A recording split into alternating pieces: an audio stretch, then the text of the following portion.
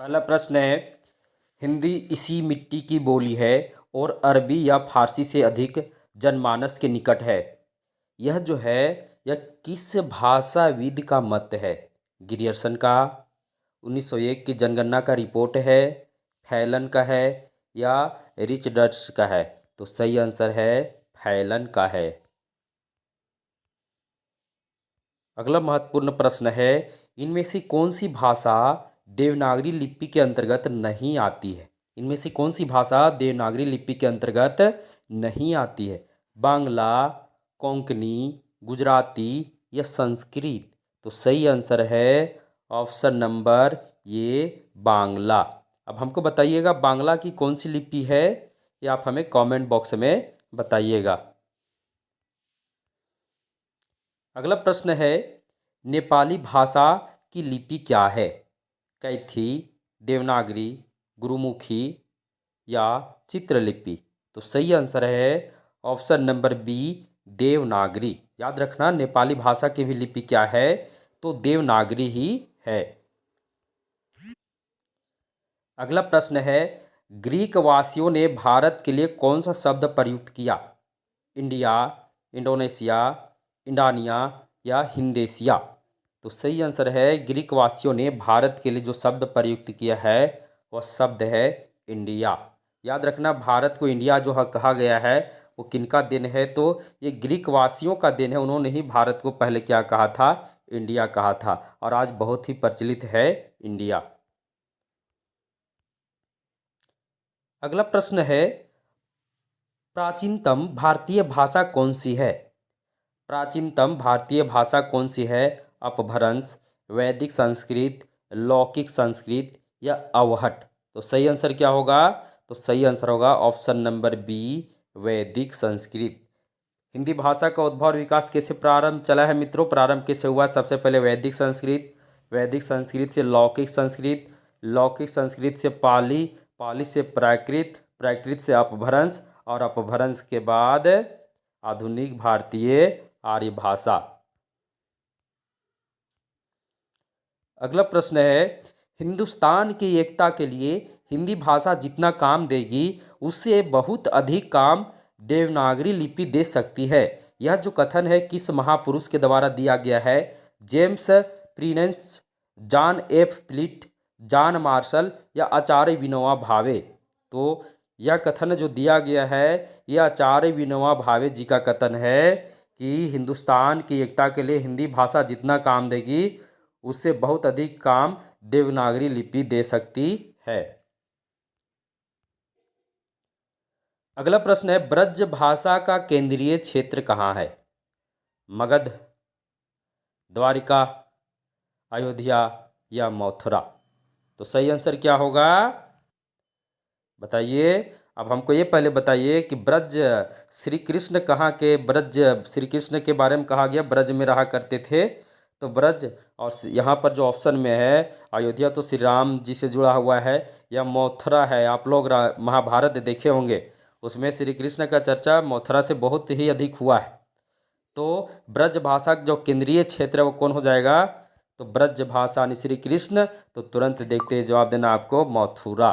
क्या है? मथुरा क्या है? ब्रज भाषा का केंद्रीय क्षेत्र है। अगला प्रश्न है, इनमें से कौन सी भाषा देवनागरी लिपि के अंतर्गत नहीं आती है? बांग्ला, कोंकणी, गुजराती या संस्कृत? ये प्रश्न हम पहले भी कर चुके हैं। तो सही आंसर क्या होगा? ऑप्शन नंबर ये, बांग्ला।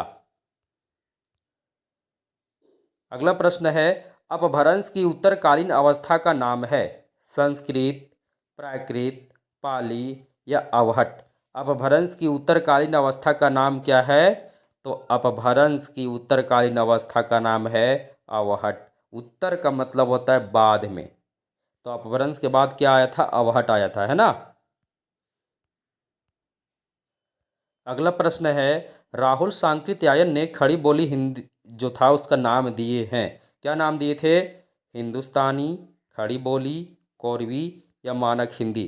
तो राहुल सांकृत्यायन ने खड़ी बोली को कोरवी बोले थे। क्या बोले थे? कोरवी। तो खड़ी बोली का एक और नाम क्या हो गया? कोरवी भी हो गया। पूर्वी हिंदी की बोली नहीं है। इनमें से एक जो है जो पूर्वी हिंदी की बोली नहीं है, बघेली, बुंदेली, अवधी या छत्तीसगढ़ी। तो कैसे याद करना है, अवधी, बघेली, छत्तीसगढ़ी। तो इसमें कौन सा नहीं है, तो बुंदेली नहीं है। अगला प्रश्न है, पूर्वी हिंदी का विकास किससे हुआ? ऑप्शन है शौरसेनी, मागधी, अर्धमागधी या खस। तो पूर्वी हिंदी का विकास किससे हुआ है, तो पूर्वी हिंदी का विकास जो है वो अर्धमागधी अपभ्रंश से हुआ है। अगला महत्वपूर्ण प्रश्न है, संघ की राजभाषा हिंदी और लिपि देवनागरी होगी, यह संविधान के किस अनुच्छेद में उद्धृत है? 343, 348, 346, 347। तो सही आंसर है 343। बहुत ही महत्वपूर्ण सवाल है, इसको याद कर लेना। अगला सवाल है, खरोष्ठी लिपि भारत के किस क्षेत्र में प्रचलित थी? खरोष्ठी लिपि भारत के किस क्षेत्र में प्रचलित थी? दक्षिणोत्तर क्षेत्र, पश्चिमोत्तर क्षेत्र, उत्तर क्षेत्र या पूर्वोत्तर क्षेत्र? तो सही आंसर है ऑप्शन नंबर बी, पश्चिमोत्तर क्षेत्र। अगला प्रश्न है, पश्चिमी हिंदी के उत्पत्ति में किस अपभ्रंश यानी पश्चिमी हिंदी की उत्पत्ति इनमें से किस अपभ्रंश से हुआ है? शौरसेनी अपभ्रंश से, पैशाची अपभ्रंश से, मागधी अपभ्रंश से या अर्धमागधी अपभ्रंश से? तो सही आंसर होगा पश्चिमी हिंदी का जो उत्पत्ति हुआ है वह शौरसेनी अपभ्रंश से हुआ है। अगला प्रश्न है, एक भाषा के अंतर्गत जब कई अलग अलग रूप विकसित हो जाते हैं तो उन्हें बोली कहते हैं। यह कथन किसका है? जॉर्ज ग्रियर्सन का, डॉक्टर श्याम सुंदर दास का, आचार्य देवेंद्र नाथ शर्मा का या डॉक्टर भोलानाथ तिवारी का? तो इसका सही आंसर है डॉक्टर भोलानाथ तिवारी का। अगला प्रश्न है, निम्नलिखित में से पूर्वी हिंदी की बोली नहीं है? अवधी, बघेली, ब्रजभाषा या छत्तीसगढ़ी? तो पूर्वी हिंदी की बोली कौन नहीं है?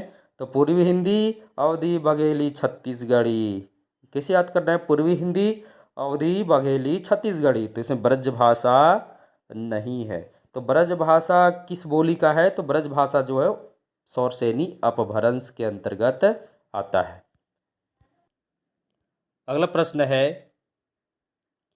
अवहट भाषा में शिक्षा शब्द के लिए कौन सा रूप मिलता है?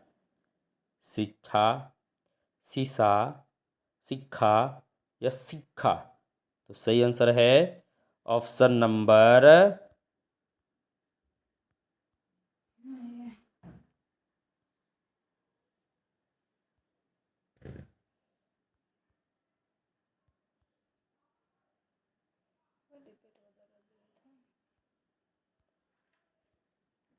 सी, यानी अवहट भाषा में शिक्षा शब्द के लिए शिक्षा शब्द का प्रयोग किया जाता है। अगला प्रश्न है, अपभ्रंश की उत्तरकालीन अवस्था का नाम है? संस्कृत, प्राकृत, पाली या अवहट? तो सही आंसर क्या है? Option number D, Avahatt. अगला प्रश्न है, खड़ी बोली हिंदी का विकास किस अपभ्रंश से हुआ है? शौरसेनी, मागधी, अर्धमागधी या पैशाची? तो सही आंसर है ऑप्शन नंबर ये शौरसेनी। अगला प्रश्न है, पूर्वी हिंदी का विकास किससे हुआ है? शौरसेनी से, मागधी से, अर्धमागधी से या खस से? तो सही आंसर है ऑप्शन नंबर सी, अर्धमागधी से। अगला प्रश्न है, देवनागरी लिपि में कुल मूल लिपि चिन्ह हैं, यानी देवनागरी लिपि में कुल मूल लिपि चिन्ह कितने हैं? 44, 45, 46 या उपर्युक्त में से कोई नहीं? तो सही आंसर है ऑप्शन नंबर बी, 45। कितने हैं? 45 हैं। देवनागरी लिपि में मूल लिपि चिन्ह कितने हैं? तो 45 हैं। अगला प्रश्न है, खड़ी बोली का एक नाम यह भी है, क्या है? मराठी, कोरवी, गुजराती या भोजपुरी? तो सही आंसर क्या है? तो सही आंसर है कोरवी। ये भी क्या है, खड़ी बोली का एक और नाम है। अगला प्रश्न है, भोजपुरी का मुख्य क्षेत्र केंद्र है। भोजपुरी का मुख्य केंद्र है मुरादाबाद, दिल्ली, बिजनौर या यहाँ पर भोजपुर है, थोड़ा सा कट गया है। इसका सही आंसर होगा, यहाँ थोड़ा सा भोजपुर छूट गया है, सही आंसर क्या है, भोजपुर ही होगा, यहाँ थोड़ा सा कट गया है। अगला प्रश्न है, अवधी भाषा का मुख्य केंद्र है मेरठ, आगरा, मथुरा या अयोध्या। तो अवधी भाषा कहाँ का है, अयोध्या का ही होगा ना। तो सही आंसर है अयोध्या या अवध। अयोध्या या अवध, वहाँ कट गया पर वो अवध है ना। अयोध्या या अवध याद रखना, ये अवधी भाषा का मुख्य केंद्र है। देवनागरी लिपि को खालिस्तान भी कहा जाता है। क्या कहा जाता है, चरण नागरी, ब्राज़ील लिपि, लोकनागरी लिपि या रोमन लिपि। तो देवनागरी लिपि को लोकनागरी लिपि भी कहा जाता है, नागरी लिपि भी कहा जाता है। दोनों याद रखना, देवनागरी, लोकनागरी और नागरी, ये सभी देवनागरी लिपि के ही नाम हैं। अगला प्रश्न है, विभाषा का क्षेत्र खालिस्तान से अधिक विस्तृत होता है। किससे, उपभाषा से, लिपि से, बोली से या भाषा से। तो विभाषा का क्षेत्र जो होता है वो बोली से अधिक विस्तृत होता है। अगला प्रश्न है, ब्राह्मी लिपि का प्रयोग किसने शुरू किया। देव ने, नागरी ने, वैदिक आर्यों ने या शारदा ने। तो देवनागरी लिपि का प्रयोग किसने शुरू किया, तो वैदिक आर्यों ने। अगला प्रश्न है, भारत की ज़्यादातर लिपियाँ किस लिपि से निकली हैं। भोजपुरी से, मैथिली से, ब्राह्मी से या मगही से। तो सही आंसर है ब्राह्मी से। यहाँ तो भोजपुरी लिपि नहीं, भाषा है, मैथिली भाषा है, मगही भाषा, यहाँ ब्राह्मी क्या है, एक लिपि है, और इसी से अधिकतर भारत की लिपियाँ निकली हैं। अगला प्रश्न है, किस लिपि में प्रत्येक ध्वनि के लिए एक चिन्ह निर्धारित है। रोमन लिपि में, देवनागरी लिपि में, फारसी लिपि में या गुरुमुखी लिपि में। तो याद रखना मित्रों, देवनागरी लिपि एक ऐसा लिपि है जिसमें प्रत्येक ध्वनि के लिए अलग अलग चिन्ह है। तो देवनागरी ही इसका सही आंसर होगा। अगला प्रश्न है, वर्ण संकेतों की सहायता से भाव या विचार की अभिव्यक्ति है। तो क्या अभिव्यक्ति है, अर्थ, भाव, लिपि या अक्षर। तो वर्ण संकेतों की सहायता से भाव का विचार जो अभिव्यक्ति वो लिपि होता है। इसमें लिपि आंसर होगा। क्या होगा, संकेतों का माध्यम लिपि के द्वारा ही किया जाता है। अगला प्रश्न है, उपभाषाओं के अंतर्गत हिंदी में कितनी बोलियां आती हैं। 15, 14, 18, 17। तो याद रखिएगा, इसका सही आंसर होगा ऑप्शन नंबर डी, 17। कितनी उपभाषाएं हैं, तो 5 उपभाषाएं हैं।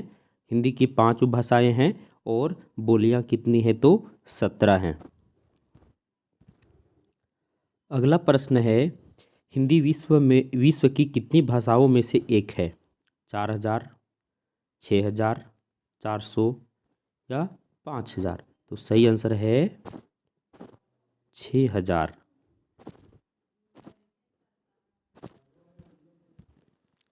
अगला प्रश्न है, देवनागरी लिपि कैसे लिखी जाती है। दाईं से बाईं ओर, नीचे से ऊपर की ओर, ऊपर से नीचे की ओर या बाईं से दाईं ओर। तो सही आंसर है, आप ही बताइए, आप जब लिखते हैं हिंदी में तो किधर से किधर लिखते हैं। बाईं से दाईं ओर जाते हैं या फिर दाईं से बाईं ओर, ऊपर नीचे तो लिखते नहीं हैं। तो सही आंसर क्या होगा, हम बाईं से दाईं ओर जाते हैं। बाईं से दाईं ओर हमारा लिपि क्या है, देवनागरी है। हिंदी का लिपि क्या है, देवनागरी है। और जब हम लिखना प्रारंभ करते हैं, जैसे अभी हम पढ़ रहे हैं, देवनागरी लिपि कैसे लिखी जाती, किधर से पढ़ रहे हैं, हम बाईं से दाईं ओर जा रहे हैं। ये नहीं कि पढ़ रहे हैं जाति खिली से के, मतलब उल्टा नहीं पढ़ रहे, हम कैसे पढ़ रहे हैं, बाईं से दाईं ओर पढ़ रहे हैं। तो देवनागरी लिपि जो है वह बाईं से दाईं ओर लिखी जाती है। अगला महत्वपूर्ण प्रश्न है, हिंदी भाषा की आदि जननी है। गुजराती, संस्कृत, कन्नड़, मराठी। तो हिंदी भाषा की आदि जननी कौन है, तो संस्कृत है। कौन है, संस्कृत है। यहाँ एक और प्रश्न बन सकता है, हिंदी भाषा का आदि जननी संस्कृत और हिंदी भाषा का आधुनिक जननी अपभ्रंश, दोनों याद रखना।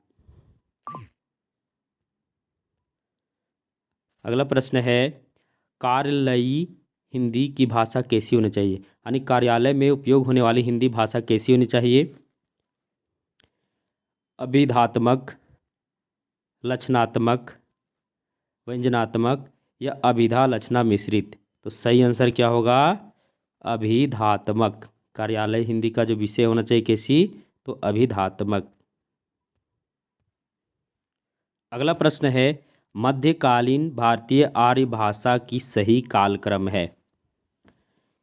1100 ईसा पूर्व से 300 ईसा पूर्व, 1000 से अब तक, 500 ईसा पूर्व से 1000 ईस्वी या 1500 ईसा पूर्व से 500 ईसा पूर्व तक? तो इसका सही आंसर क्या होगा?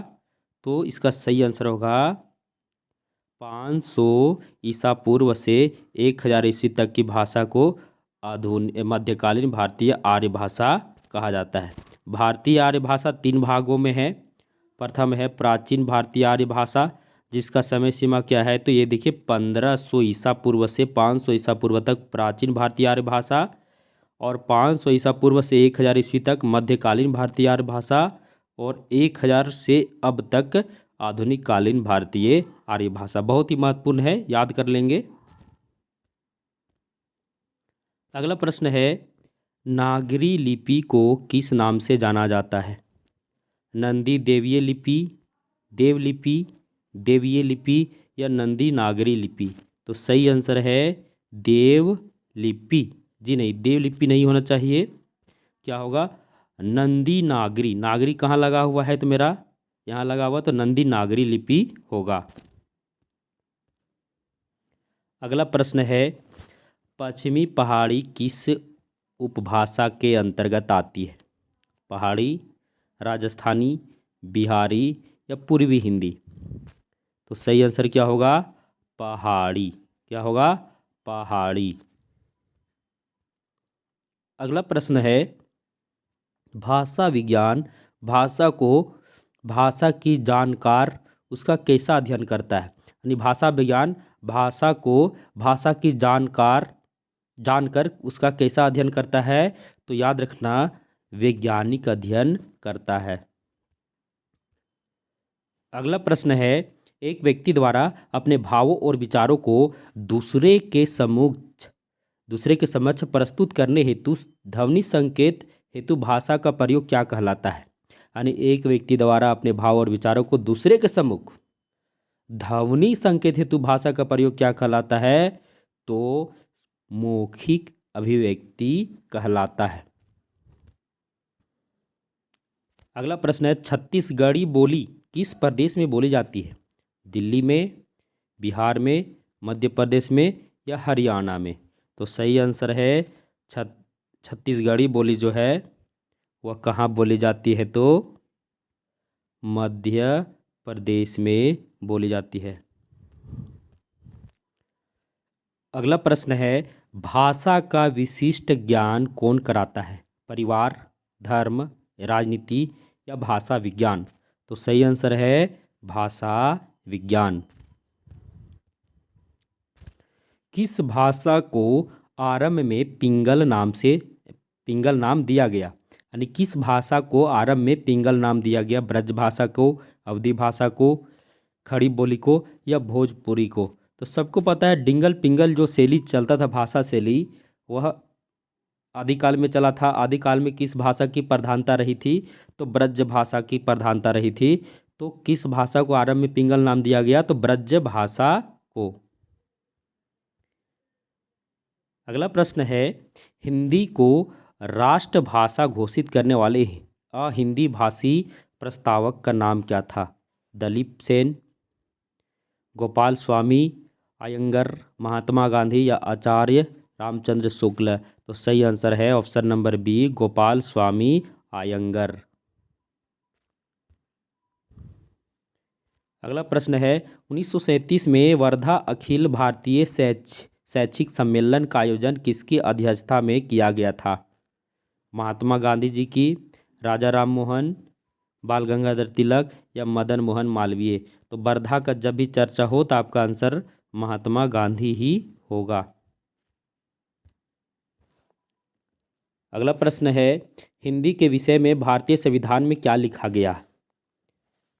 हिंदी संपर्क भाषा है, हिंदी विदेशी भाषा है, हिंदी राजभाषा है या हिंदी जनभाषा है? तो सही आंसर होगा हिंदी राजभाषा है। याद रखना मित्रों, हिंदी जो है वह राजभाषा है, ना कि राष्ट्रभाषा है। भारत की राष्ट्रभाषा एक कोई भी नहीं है, भारत की राजभाषा है। भारत में कितनी राजभाषाएं हैं? तो 22 हैं, इसमें से एक हिंदी भी है।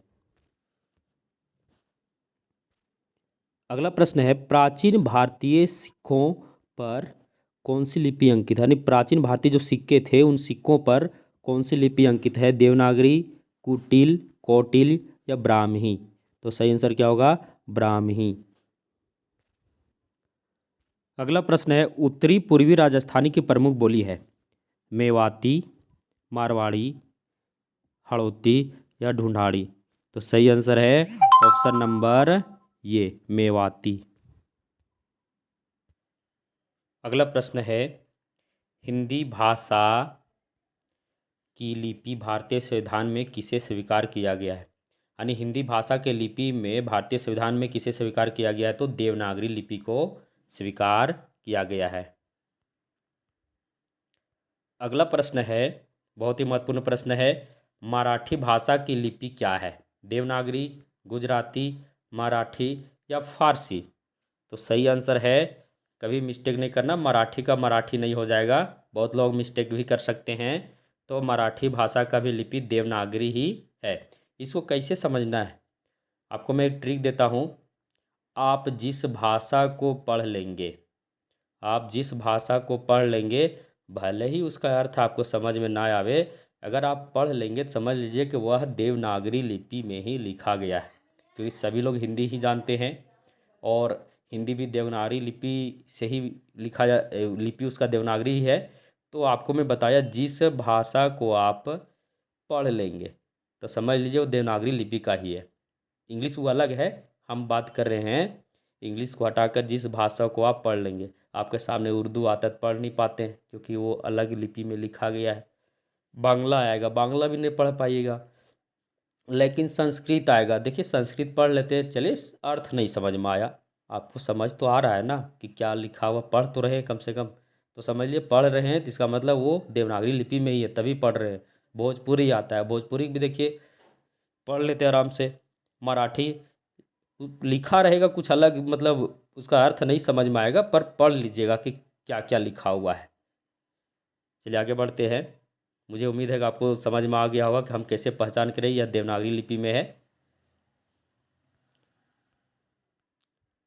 अगला महत्वपूर्ण प्रश्न है, राजभाषा आयोग का गठन किसकी अध्यक्षता में किया गया?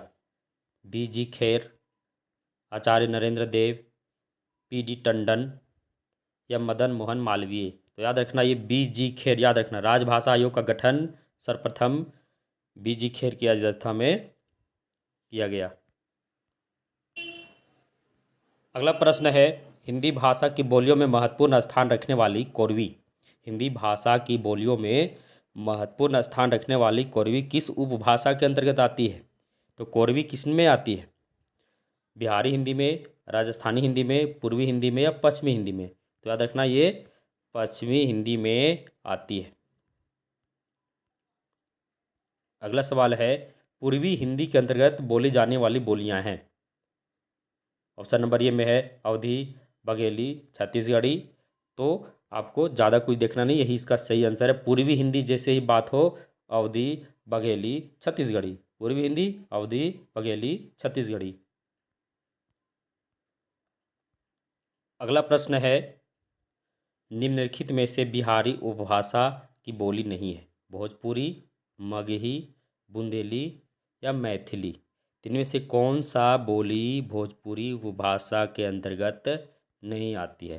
भोजपुरी बिल्कुल, मगही भी आता है, मैथिली भी आता है, पर बुंदेली ये नहीं आता। बुंदेली किसके अंतर्गत आती है? तो बुंदेली जो है वह पश्चिमी हिंदी के अंतर्गत आती है। अगला प्रश्न है, इनमें से कौन सी भाषा देवनागरी लिपि में लिखी जाती है? उड़िया, मराठी, गुजराती, पंजाबी। तो सही आंसर क्या होगा? ऑप्शन नंबर बी, मराठी जो है वो देवनागरी लिपि में लिखी जाती है। अगला प्रश्न है, इनमें से कन्नौजी बोली का क्षेत्र है उन्नाव, फिरोजाबाद, हरदोई या जालौन। तो सही आंसर क्या होगा? कन्नौजी का जो बोली का जो क्षेत्र है वह क्षेत्र है हरदोई। इसे हरदोई भी कहा जाता है या हरदोई, याद रखना। अगला प्रश्न है, बुंदेली भाषा का विकास किस अपभ्रंश से हुआ है? मागधी, शोरसेनी, पैशाची या अर्धमागधी। तो क्या आंसर होगा? शोरसेनी अपभ्रंश। अगला प्रश्न है, निम्नलिखित में से गढ़वाली की उपबोली है? खस, परजिया, पघाई, जोहारी या सलानी। तो सही आंसर होगा सलानी। अगला प्रश्न है, भारतीय संविधान में हिंदी भाषा को राज्य भाषा की मान्यता कब प्रदान की गई? मित्रों, भारतीय विजन क्लासेस को आज ही सब्सक्राइब कर दें। नीचे आपको लाल कलर का जो सब्सक्राइब का बटन है उसे दबाएं और भारतीय विजन क्लासेस को सब्सक्राइब करें और बेल आइकन को भी क्लिक करें ताकि वीडियो आपके पास तुरंत पहुंच जाए। इसके अलावा आपको मैं बता दे रहा हूं कि भारतीय विजन क्लासेस अब टेलीग्राम ग्रुप भी प्रारंभ कर दिया, जिसमें आपको जितने भी प्रतियोगी परीक्षा से संबंधित जितने भी न्यू अपडेट है सब आपको मिलेगी। साथ ही साथ आपको पीडीएफ नोट्स फ्री में मिलेगी। और तो और सबसे बड़ी खुशी की बात है, उसमें प्रत्येक रात्रि 9 बजे एमसीक्यू टेस्ट होता है जो बिल्कुल फ्री है। यानी टेलीग्राम जो ग्रुप बना हुआ उसमें सब कुछ आपको फ्री में ही मिलेगी। तो डिस्क्रिप्शन बॉक्स में जाइए और वहाँ टेलीग्राम लिंक को टच कीजिए। आज ही भारतीय विजन क्लासेस टेलीग्राम ग्रुप से जुड़े। प्रश्न है, भारत के संविधान में हिंदी को राजभाषा की मान्यता कब प्रदान की गई? 14 सितंबर 1949, 26 जनवरी 1950, 26 अगस्त 1948 या 15 अगस्त 1947। तो सही आंसर है 14 सितंबर 1949। अब हमको बताइएगा हिंदी दिवस कब मनाई जाती है? आप हमें कमेंट बॉक्स में बताइएगा। अगला प्रश्न है, विश्व की प्राचीनतम मानी जाने वाली लिपियों में है? नागरी लिपि, शारदा लिपि, कैथी लिपि या ब्राह्मी लिपि। तो सही आंसर है ब्राह्मी लिपि। ये क्या है? विश्व की सबसे प्राचीनतम लिपि है। संविधान में प्रांतीय भाषाओं के दावे को किस अनुसूची द्वारा स्वीकार किया गया? 8वीं अनुसूची द्वारा, 10वीं अनुसूची द्वारा, 9वीं अनुसूची द्वारा या 60वीं अनुसूची द्वारा। तो सही आंसर है 8वीं अनुसूची द्वारा। अगला प्रश्न है, संथाली भाषा किस भाषा परिवार से संबंधित है? भारोपीय भाषा परिवार, द्रविड़ भाषा परिवार, ऑस्ट्रिक भाषा परिवार या चीनी तिब्बती भाषा परिवार। तो इसका सही आंसर होगा ऑप्शन नंबर सी, ऑस्ट्रिक परिवार। यानी ऑस्ट्रिक जो भाषा परिवार है वही क्या है? संथाली भाषा से संबंधित है। अगला महत्वपूर्ण प्रश्न है, वर्तमान में संविधान के 8वीं अनुसूची में कितनी भाषाएं सम्मिलित हैं? 10, 8, 50, 22। तो सही आंसर क्या होगा? Option number D, 22। यानी संविधान के अनुसूची 8वीं अनुसूची में कितनी भाषाएं हैं? तो पूरे अभी 22 राजभाषाएं हैं। हम इसकी चर्चा आपको पहले भी कर चुके हैं। अगला प्रश्न है, भारतीय आर्य भाषाओं को कितने कालों में विभक्त किया गया है? 4, 6, 2, 3। तो इसका सही आंसर होगा ऑप्शन नंबर डी, 3। कौन कौन? प्राचीन भारतीय आर्य भाषा, मध्यकालीन भारतीय आर्य भाषा और आधुनिक कालीन भारतीय आर्य भाषा। अगला प्रश्न है, हिंदी अहिंदी लोगों के लिए उतनी ही विदेशी है जितनी हिंदी समर्थकों के लिए अंग्रेजी। यह शब्द किसने कहा? रामधारी सिंह दिनकर, सुनीति कुमार चटर्जी, सी राजगोपालचारी या नागार्जुन। तो सही आंसर है सी राजगोपालचारी। अगला महत्वपूर्ण प्रश्न है, शोरसेनी अपभ्रंश के अंतर्गत आने वाली भाषा नहीं है? गुजराती, सिंधी, राजस्थानी या पश्चिमी हिंदी। तो सही आंसर है शोरसेनी अपभ्रंश के अंतर्गत आने वाली भाषा जो नहीं है वो कौन है? सिंधी। अगला प्रश्न है, हिंदी के विकास के संबंध में निम्नलिखित कथनों में से एक असत्य है। पहला, हिंदी भाषा का विकास संयोगात्मक भाषा के रूप में हुआ। दूसरा, हिंदी भाषा का विकास लगभग 1000 ईस्वी से माना जाता है, बिल्कुल सही है। हिंदी अपभ्रंश के बाद की भाषा, ये भी सही है। हिंदी एक वियोगात्मक भाषा, ये भी सही है। तो इसका मतलब इसका जो ऑप्शन नंबर 1 है वो क्या है, गलत है। अगला प्रश्न है, ब्रज भाषा का विकास किस अपभ्रंश से हुआ है? शौरसेनी अपभ्रंश से, मागधी अपभ्रंश से, अर्धमागधी अपभ्रंश से या ब्राचट अपभ्रंश से? तो इसका सही आंसर होगा ब्रज भाषा का जो विकास हुआ है वह शौरसेनी अपभ्रंश से हुआ है। आज का अंतिम सवाल, यह लिपि अक्षरात्मक लिपि है जबकि रोमन लिपि वर्णात्मक लिपि है।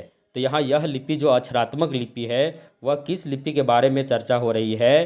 तो वह देवनागरी लिपि के बारे में चर्चा हो रही है। याद रखना, देवनागरी लिपि जो है वो अक्षरात्मक लिपि है और रोमन लिपि वर्णात्मक लिपि है। दोनों याद रख लेना। मित्रों, आपको वीडियो क्लास बहुत ही अच्छा लगा होगा।